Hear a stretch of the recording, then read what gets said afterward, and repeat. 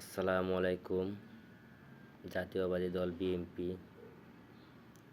দুপুরাবাসীকে বলতেছি যে আমাদের আনিসুল হক মানিক ভাই জাতীয়বাদী দল বিএনপি এক কর্মী।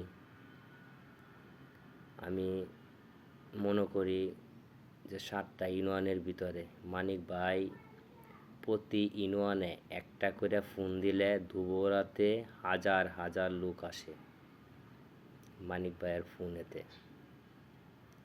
সে কোনো অপরাধ করবে আমি তা বিশ্বাস করি না। আমি ওনার সাথে 20 বছর ধরে আছি, ওনার সাথে 20 বছর ধরে রাজনীতি করতেছি। ওনার বিষয়ে আমার অনেক অভিজ্ঞতা আছে। উনি কোন কাজ করে কোন কাজ করে না এটা আমি জানি। উনি কোনো পাপ কাজ করতে পারেন না। আপনারা মিথ্যা মামলাটা উঠায় নেবেন দুপুরাবাসী।